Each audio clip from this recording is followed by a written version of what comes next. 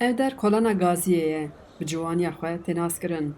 Lê kuçeyên teng ên ser vê kolanê mirovan dibe ber bi nav sûra ku di şerê xendekan de a sala 2015 de bû wêran.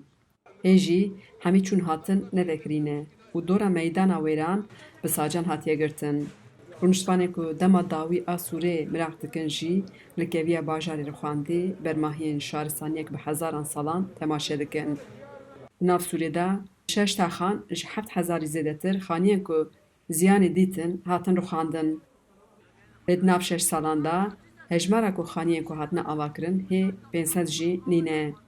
Mizgeft û dêr restore bûne. Avahiya dibistanê kirine cî qeymeqamiyê. Ji bo Qereqolê jî avahiyek hatiye lêkirin. Lê dema em di nav kavilan de digerin, bermahiyên dema şer diyarin di nav zibilan de. Li ser baniya kel û pelê rûniştvanan di nav zibilan de jî pêlav û xalîçeyên şewitandî weka nîşaneya şerê giran ê 6 sal berê dertê pêşme.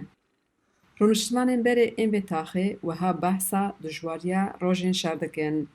شری ورای زورو شش ماه ورا شری داو شش ماه ام در بابو شش ماه ورا sanki em kuçan davu meşgul değil perviş değil birime zor zor yani savaş zor Malatel ve diraya malam ورای kiracımız راجي جا وقت الشر السوري چه زیانه که سرت چیکه چه چو والله تشتكي من ما والله نافي خدين از بيشا ودا كتمه والله ما كيفشي كيجي خلاص ذكر كيفشي كيجي وهنا واي كراجي بدا خدي ورسك دا دي سامش خلاص شابات كما من ناني خد خندر خمناني شاك اما برشنا ببرد الشخص مزايا شيء من تنجي حفته وابو سجارة ما تشوتيني ما تشوتيني مزا كنت شوتان اما كنت ربيان اتنفا ما تمتابورا ما تنفا لفا زم شوتان باوري چلو ام دركت اندرا سوريدا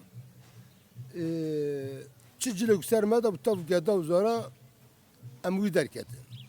Tış ne işte. Paşa çıda her yakış 5 milyon 6 milyon da yani millete mecburi dikkat. Çünkü mala ona kara bu. Çık ve deste onu da govam mekura ama xubavjın buhari mecburi dikkat.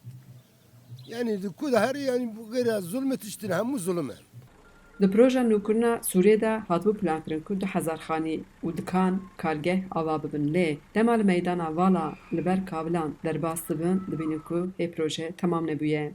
Di nav Sûriyê de 100 xaniyên dîrokî ên ziyan dîtin restore dikin lê ew jî heta 2 salan temam nabe. 40 xaniyên dîrokî jî hatin xerakirin. Beriya şer nav Sûriyê kuçeyên teng hebûn, xanî jî di ber hevdabûn lê niha kolanên firê hatine çêkirin. û berûberê kolanan de dikanên ku naşibe mîmariya Diyarbekirê hatine lêkirin. Şimdi 50 senelik, 100 senelik dededen, babadan, tarihten kalma Te taşlar. xaniye miye 100 salan ji bav û kala mayî xirab kir. Cî wêle te xaniye eletewşû çêkir û tu ser da jî bi milyonan dixwazî bifirûşî min. û tu dibêjî min tu mexdûrê terûrê mexdûrê şerî. Heke tu bê tirêvê neheqî qebûl bikî? Ev zilam behsa neheqiyan dike ku dibêje hemî malê wî wêran bû. Nehal ser xaniyê wî xaniyek lêkirine lê nikare bikire ji ber ku bihaya wê pir giran e. Navçeya Sûriyê di nav gela dîrokî a Diyarbekirê de hatibû lêkirin. Dîroknaz dibêjin ku nav Sûriyê 2000 salan jiyan bê navber dewam kir. Lê 6 salin ji ber şer wêraniya navçe jiyan li nav Sûriyê xutbû. Wisa xuya dike ku rûniştvanên berê wê nikaribin vegerin navçeya xwe. û ji avahiyên nû jî mirov fêm dike ku Sûr êdî ne sûra berê wê bibe navenda turîstan û ya bazirganiyê. Xeciyan Farqîn, Dengê Amerîka, Diyarbekir.